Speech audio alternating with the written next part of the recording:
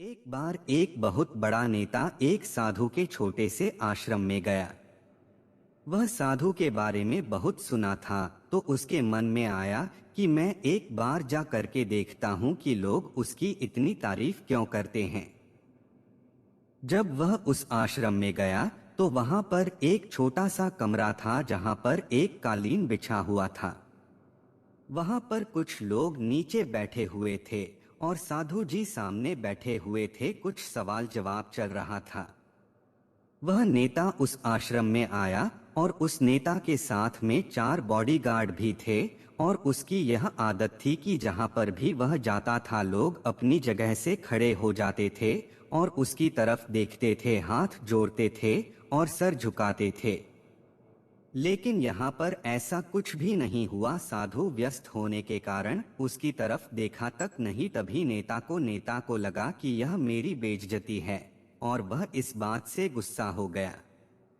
नेता ने थोड़ा गुस्से से साधु की बात को बीच में काटते हुए कहा कि मैं आपसे कुछ कहना चाहता हूँ। साधु ने उसकी तरफ देखा और बोला, आप थोड़ी देर रुकिए, पहले मैं इनके सवाल का जवाब दे दूं, उसके बाद मैं आपसे बात करता हूँ। तब तक आप अगर चाहे तो आप बैठ सकते हैं। बस साधु का इतना कहने की ही देरी थी। नेता का चेहरा गुस्से से लाल हो गया और फिर उसने अपना सारा गुस्सा उस साधु पर निकाल दिया। अभी तक वह नेता बहुत तमीज से आप कह करके बात कर रहा था, लेकिन अब वह तू तड़ाक पर उतर आया। नेता ने उस साधु को कहा, तुझे पता भी है मैं कौन हूँ और तू किससे बात कर रहा है?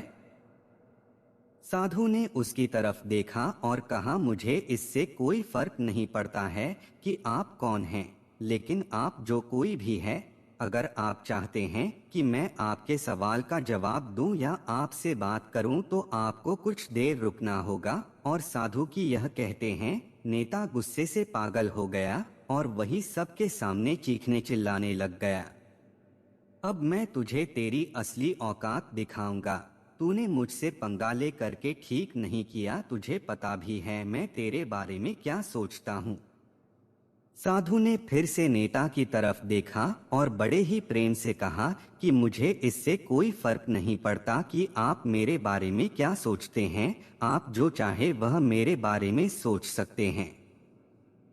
फिर नेता ने उससे कहा कि तू चाहे सुनना चाहता है या नहीं, लेकिन मैं तुझे यही सबके सामने बताऊंगा कि मैं तेरे बारे में क्या सोचता हूँ। तू कोई साधु नहीं है, तू एक बहुत ही घटिया इंसान है। तू एक ढोंगी है, पाखंडी है और यहाँ पर जितने भी लोग बैठे हैं उन सबको बेवकूफ बना रहा है। तेरा बस एक ही मकसद है, इन लोगों की जेब में जितना भी पैसा है वह सब तेरे पास में आ जाए।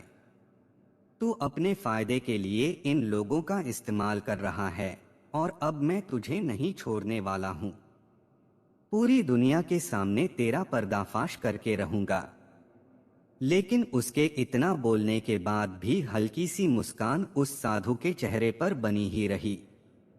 यह देखकर वह और भी तिलमिला गया और उसने कहा, अब बहुत हो गया। अब मैं यहाँ 1 मिनट भी नहीं रुकने वाला, लेकिन अभी भी तेरे पास मौका है। अगर मुझसे माफी मांगनी है या मुझसे कुछ कहना है तो कह सकते हो। इतना सब होने के बाद भी साधु के चेहरे पर एक मुस्कान थी और वह बिल्कुल शांत था। और फिर उन्होंने अपनी आंखें बंद करी और फिर साधु ने अपनी आंखें खोली, हाथ जोड़े और कहा कि मुझे आपसे कोई गिला शिकवा नहीं है।